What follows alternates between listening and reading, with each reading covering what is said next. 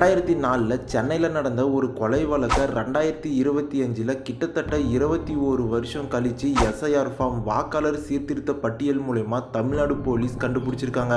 அந்த கேஸை பற்றி தான் இந்த ஒரு வீடியோவில் டீட்டெயிலாக பார்க்க போகிறோம். வீடியோவை ஸ்கிப் பண்ணாமல் பாருங்கள். மே 24, 2004 சென்னையில் இந்திரா நகர் பகுதியில் இருக்க ஒரு வீட்டில் 40 வயசான மரியம் பேபின்ற லேடி இருந்திருக்காங்க. அன்னைக்கு காலையில் 8 மணிக்கு அந்த வீடை சுற்றி இருக்க ஆண் பெண் எல்லாருமே அந்த மரியம் பேபி கிட்ட சண்டை போடுறாங்க. அதுக்கு காரணம் அவங்க வாடகைக்கு விட்டுருக்க வீட்டில் இருந்து 2 நாளாக ரொம்பவுமே துர்நாற்றம் வீசுறதாகவும், அது மட்டும் இல்லாமல் 2 நாளாகவே அந்த வீட்டில் குடியிருந்தவங்களையும் ஆளை காணோன்னு சொல்லி மரியம் பேபி கிட்ட சண்டை போடுறாங்க. உடனே மரியம் பேபியும் அவங்க வச்சிருந்த ஸ்பேர் கீயை எடுத்துட்டு அவங்களுடைய வாடகை வீட்டுக்குள்ள என்ன இருக்குன்னு சொல்லி பார்க்கலான்னு சொல்லி அந்த வீட்டு பக்கத்தில் போகிறாங்க. அப்படி அந்த வீட்டு பக்கத்தில் போகும்போது துர்நாற்றம் ரொம்பவுமே அதிகமாக வீசியிருக்கு. பயத்தோடைய அந்த வீட்டோடைய கதவை திறந்து பார்க்குறாங்க. திறந்து பார்க்கும்போது அவங்க எதிர்பார்க்காத ஒரு விஷயம் அந்த வீட்டில் நடந்திருந்தது. ஒரு ஆண் கழுத்து அறுக்கப்பட்ட நிலைமையில் வீடு முழுக்க ரத்த கரையோட உள்ள ஒரு ஆணோடைய சடலம் இருந்திருக்கு. இதை பார்த்து மரியம் பேபி பயந்து போய் உடனே போலீஸ்க்கு கால் பண்ணி இந்த ஒரு விஷயத்த சொல்றாங்க. போலீஸ் உடனே அந்த இடத்துக்கு கொலை செய்யப்பட்ட அந்த நபருடைய உடலை அட்டாப்சி பண்றதுக்காக அனுப்பி வச்சுட்டு அந்த வீடு முழுக்க சர்ச் பண்ணி பார்க்குறாங்க. அப்படி தேடி பார்க்கும்போது வீட்டில் பெரிய பொருட்களை தவிர சின்ன சின்ன பொருட்கள் எதுவுமே இல்லாமல் இருந்திருக்கு. ஃபோட்டோஸுமே எதுவுமே இல்லாமல் இருந்திருக்கு. அப்போ தான் போலீஸ் ஒரு விஷயத்தை கண்டுபிடிக்கிறாங்க. கொலை நடந்த உடனே இந்த வீட்டில் இருந்தவங்க வீடை அவசரமாக காலி பண்ணிட்டு போயிருக்காங்கன்னு. அந்த சமயத்தில் தான் வீட்டோட ஓனரான மரியம் பேபி இன்னொரு விஷயத்தையும் போலீஸ் கிட்ட சொல்கிறாங்க. இந்த கொலை செய்யப்பட்ட நபர் யாருன்னே தெரியாது, இந்த வீட்டை சார்ந்தவரும் அவர் கிடையாது. இந்த வீட்டில் ராஜேந்திரன் என்ற ஒரு நபரும் அவருடைய மனைவியும் தான் குடியிருந்தாங்க. இப்போ அவங்கள ஆளை காணுன்ற விஷயத்த மரியம் பேபி போலீஸ் கிட்ட சொல்றாங்க. போலீஸுமே அக்கம் பக்கம் வீட்டில் இருந்த எல்லார்கிட்டையும் விசாரிக்கும் போது அவங்க 2 பேர் தான் இந்த வீட்டில் இருந்தாங்க. கடந்த 3 நாளாவே அவங்க 2 பேரையும் ஆளை காணும், வீடு சொல்லாம கொள்ளாம காலி பண்ணிட்டு போயிட்டாங்கன்ற விஷயத்தையும் போலீஸ் கிட்ட சொல்றாங்க.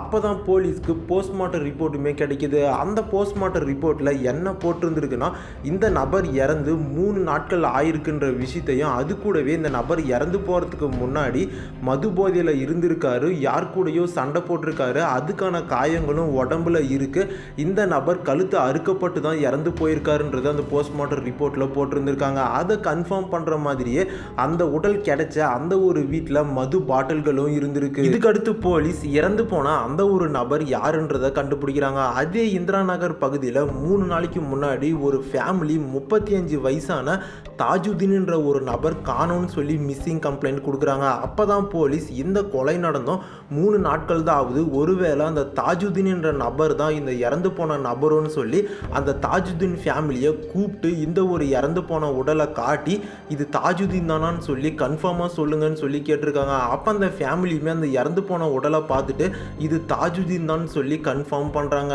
இதுக்கடுத்து போலீஸ் ராஜேந்திரனையும் அவங்களுடைய மனைவியையும் தேட ஆரம்பிக்கிறாங்க. அந்த காலகட்டம் 2004ன்றதுனால பெருசாக சிசிடிவின்றது அந்த ஏரியாவில் இல்லாமல் இருந்திருக்கு. அதுலேயும் போலீஸ்க்கு ஒரு மிகப்பெரிய சிக்கல் என்னன்னா, ராஜேந்திரன் அவருடைய மனைவி அவங்க 2 பேரோட ஃபோட்டோ கூட போலீஸ் கிட்ட இல்லாமல் இருந்திருக்கு. அவங்க எப்படி இருப்பாங்கன்றது கூட போலீஸ்க்கு தெரியாது. திரும்பவும் போலீஸ் அந்த வீட்டுக்கு பக்கத்தில் இருந்த நபர்கள் கிட்ட விசாரிக்க ஆரம்பிக்கிறாங்க. அப்படி விசாரிக்கும் போது தான் அந்த வீட்டில் குடியிருந்த ராஜேந்திரனோட அப்பாவோடைய பெயர் பரமசிவம், அவங்களுடைய சொந்த ஊர் கடலூர்ன்ற விஷயம் போலீஸ்க்கு தெரிய வருது. போலீஸுமே ராஜேந்திரனோட அப்பாவான பரமசிவத்தோடைய அட்ரஸை கண்டுபிடிச்சி கடலூருக்கு போய் செக் பண்ணி பார்க்கும்போது இந்த கொலை நடக்கிறதுக்கு 1 வருஷத்துக்கு முன்னாடியே அவர் இறந்து போயிட்டாருன்ற விஷயம் போலீஸ்க்கு தெரிய வருது. அந்த இடத்துலையுமே போலீஸ்க்கு இந்த கேஸில் எந்த ஒரு லீடுமே கிடைக்கல. திரும்பவும் போலீஸ் ராஜேந்திரனை தேட ஆரம்பிக்கிறாங்க. ஆனால் எவ்வளோ தேடியுமே போலீஸால் ராஜேந்திரனை கண்டுபிடிக்க முடியாமல் போகுது. இப்படியே 21 வருஷம் போலீஸ் ராஜேந்திரனை கண்டுபிடிக்காமலேயே இருந்திருக்காங்க. 21 வருஷம் கழிச்சு ஜூன் 8, 2025 அன்னைக்கு தேதியில் 52 வயசான கே சங்கர் என்ற போலீஸ் ஆபீசர் ஆவடி சிட்டியோட 3வது போலீஸ் கமிஷனராக சார்ஜ் எடுத்துக்கிறாரு. அவரு சார்ஜ் எடுத்துக்கிட்ட ஒரு சில மாசங்கள் கழிச்சு அவருடைய கண்ட்ரோலில் இருக்க எல்லா போலீஸ் ஸ்டேஷனுக்கும் ஒரு ஆர்டரை பாஸ் பண்ணுறாரு. அது என்ன ஆர்டர்னா, ரொம்ப வருஷமாக சால்வ் பண்ணாமல் பெண்டிங்கில் இருக்க எல்லா கேஸையும் திரும்பவும் விசாரிக்க சொல்கிறாரு. அந்த ஆர்டர் பாஸ் பண்ணதுக்கு அப்புறம் தான் இந்திரா நகர் பகுதியில் இருக்க போலீஸ் ஸ்டேஷனில் தாஜுதீன் என்ற நபருடைய கொலை வழக்கு 21 வருஷமாக சால்வ் பண்ணாமல் பெண்டிங்கில் இருக்குன்ற விஷயத்த கமிஷனர் கிட்ட சொல்கிறாங்க. அப்போ அந்த கமிஷனருமே திரும்பவும் இந்த கேஸை விசாரிங்க, குற்றவாளியை கண்டிப்பாக பிடிச்சிடலான்னு சொல்கிறாரு. 21 வருஷம் கழிச்சு திரும்பவும் தாஜுதீன் கொலை வழக்கை ரீஓப்பன் பண்ணுறாங்க. இந்த கொலை வழக்கை விசாரிக்கிறதுக்காக 2 ஸ்பெஷல் டீமையும் போடுறாங்க. அந்த கேஸோடைய பழைய டாக்குமெண்ட்டை எடுத்து பார்க்கும்போது அதில் குற்றவாளியோட ஃபோட்டோ இல்லாமல் இருந்திருக்கு. அவருடைய பெயர் ராஜேந்திரன், அந்த நபருடைய அப்பாவோட பெயர் பரமசிவம், அவங்களுடைய அட்ரஸ் கடலூரில் இருக்குன்ற விஷயம் மட்டும்தான் அந்த டாக்குமெண்ட்டில் இருந்திருக்கு. அப்போ போலீஸ் என்ன பண்ணுறாங்கன்னா, குற்றவாளியை கண்டுபிடிக்கிறதுக்கு அவங்களுடைய ஃபோட்டோ இருந்தால் இன்னுமே சீக்கிரமாக கண்டுபிடிச்சிடலான்னு சொல்லி இந்த எல்லா டீட்டெயில்ஸையும் எடுத்துக்கிட்டு எலெக்ஷன் கமிஷன் கிட்ட போகிறாங்க. அந்த சமயத்தில் தான் தமிழ்நாட்டில் எஸ்ஐஆர் வாக்காளர் சீர்திருத்த பட்டியல் பணியுமே நடந்துட்டு இருந்திருக்கு. அப்போ போலீஸ் எலெக்ஷன் கமிஷன் கிட்ட போய் இந்த நபர்களோடைய அட்ரஸை கொடுத்து இந்த 2 நபர்களுடைய ஃபோட்டோவும் வேணும்னு சொல்லி கேட்டிருக்காங்க. எலெக்ஷன் கமிஷனுமே அதை தேட ஆரம்பிக்கிறாங்க. இதுக்கு முன்னாடி எஸ்ஐஆர் வாக்காளர் சீர்திருத்த பட்டியல் 2002 தமிழ்நாட்டில் நடத்தப்பட்டிருக்கு. அதுக்கு முன்னாடி 2001 அசம்பிளி எலெக்ஷனில் ராஜேந்திரன் அவருடைய அப்பாவான பரமசிவம் இவங்க 2 பேருமே ஓட்டு போட்டிருந்திருக்காங்க. இதனால அவங்க 2 பேரோட ஃபோட்டோவுமே எலெக்ஷன் கமிஷன் கிட்ட இருந்திருக்கு. எலெக்ஷன் கமிஷனுமே அவங்க 2 பேரோடைய போட்டோவையும் போலீஸ்க்கு தராங்க. இதுக்கடுத்து போலீஸ் ராஜேந்திரனுடைய புது அட்ரஸை கண்டுபிடிக்கணும்னு சொல்லி முடிவு பண்றாங்க. ஏன்னா ராஜேந்திரன் கொலையை செஞ்சுட்டு பழைய அட்ரஸ்லேயே இருந்தா போலீஸ் அவரை தேடி வருவாங்கன்றத அவர் கண்டிப்பா தெரியும். அவரு வேற அட்ரஸ்க்கு மாறி இருப்பாரு. அந்த புது அட்ரஸை கண்டுபிடிக்கணும்னு சொல்லி போலீஸ் முடிவு பண்றாங்க. 2002 வாக்காளர் சீர்திருத்த பட்டியலில் வாக்களிச்ச எல்லா வாக்காளர்களோட அட்ரஸ்க்கும் திரும்பவும் அந்த ஃபார்ம்ஸ் அனுப்பப்படும். புது வாக்காளர்களுடைய அட்ரஸ்க்குமே அந்த ஃபார்ம் அனுப்பப்படும். அப்போ போலீஸ் என்ன பண்ணுறாங்கன்னா, கடலூர் பகுதியில் ராஜேந்திரன்ற பேரில் இருக்க நபர் அவங்களுடைய அப்பா பெயர் பரமசிவமாக இருக்கிற நபர்களுடைய அட்ரஸை மட்டும் தனியாக பிரிச்செடுக்கிறாங்க. அப்படி பிரிச்செடுக்கும் போது 10 அட்ரஸ் போலீஸ்க்கு கிடைக்குது. இந்த இடத்துல தான் போலீஸ் இன்னொரு விஷயத்தை பண்ணுறாங்க. எலெக்ஷன் கமிஷன்லேருந்து ஆஃபீஸர்ஸ் போய் அந்த ஃபார்மை ஃபில் பண்ணி தர மாதிரியே ட்ரெஸ் பண்ணிக்கிட்டு அந்த 10 அட்ரஸ்லையும் போய் விசாரிக்க ஆரம்பிக்கிறாங்க. அப்படி விசாரிக்கும் போது ஒரு வீட்டில் இருக்க பெண்மணி மேலே போலீஸ்க்கு சந்தேகம் வருது. அந்த வீட்டில் 50 வயசான லட்சுமின்ற ஒரு பெண்மணி இருந்திருக்காங்க. அந்த பெண்மணி என்ன சொல்லியிருக்காங்கன்னா, என்னுடைய கணவர் ரொம்ப வருஷத்துக்கு முன்னாடியே மதம் மாறி அவருடைய பேரை ரஃபிக்னு மாற்றிக்கிட்டாருன்னு சொல்லியிருக்காங்க. இதுவே ஒரு போலீஸ்க்கு ஒரு சந்தேகத்தை ஏற்படுத்துது. இதுக்கடுத்து போலீஸ் இந்த ஃபார்மில் ஒட்டுறதுக்காக உங்களுடைய கணவருடைய புதுசாக பிடிச்ச ஏதாவது ஒரு பாஸ்போர்ட் சைட் ஃபோட்டோ வேணும்னு சொல்லி கேட்டிருக்காங்க. அப்போ அந்த பெண்மணியுமே அந்த ஃபோட்டோவை எடுத்துகிட்டு வந்து கொடுக்குறாங்க.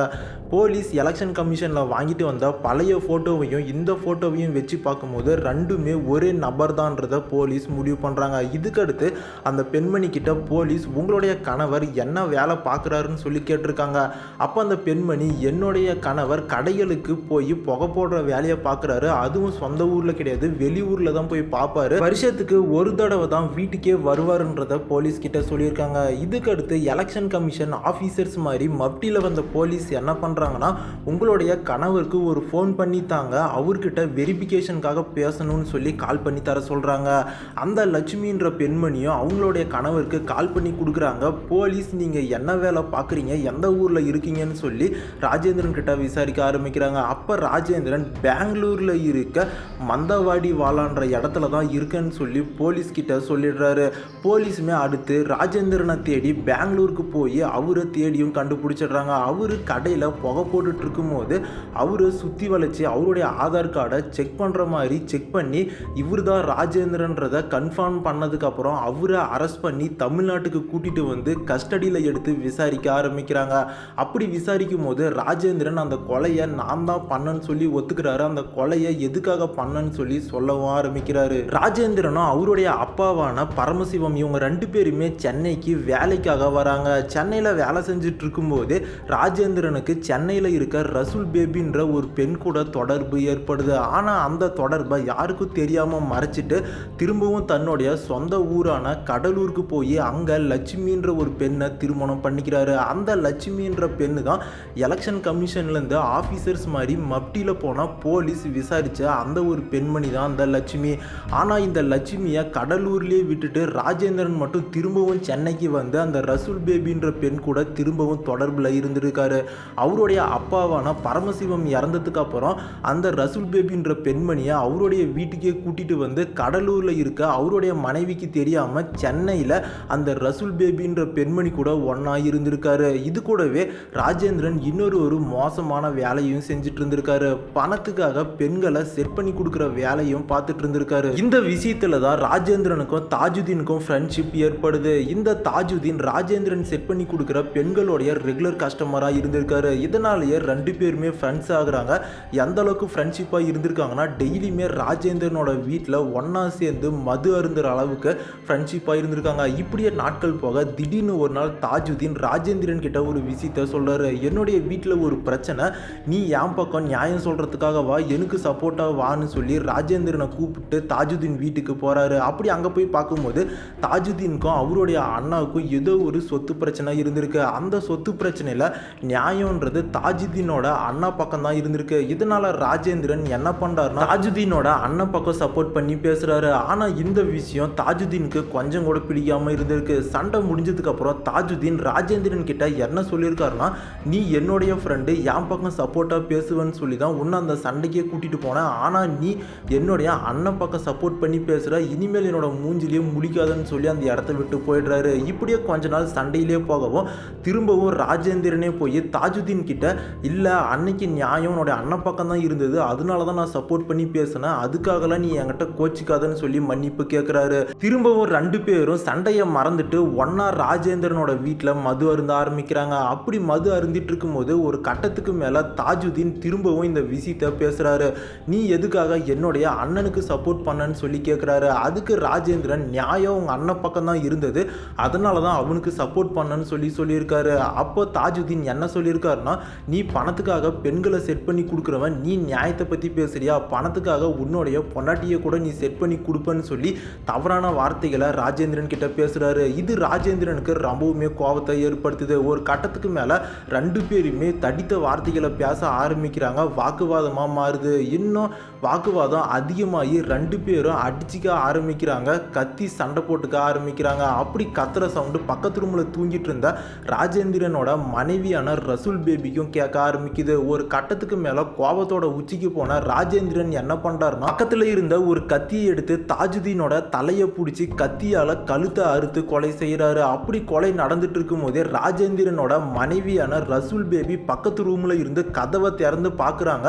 அப்போ ராஜேந்திரன் தாஜுதீனோட கழுத்தை அறுத்து கொலை செய்கிறாரு. அப்போ உடனே ரசூல் பேபி ராஜேந்திரனை பார்த்து, என்ன மாதிரி விஷயம் பண்ணிட்டீங்க, நம்மளுடைய வாழ்க்கையே போச்சுன்னு சொல்லி புலம்ப ஆரம்பிக்கிறாங்க. அப்போதான் கொஞ்சம் கொஞ்சமாக ராஜேந்திரனுக்கு போதை தெளிய ஆரம்பிக்குது.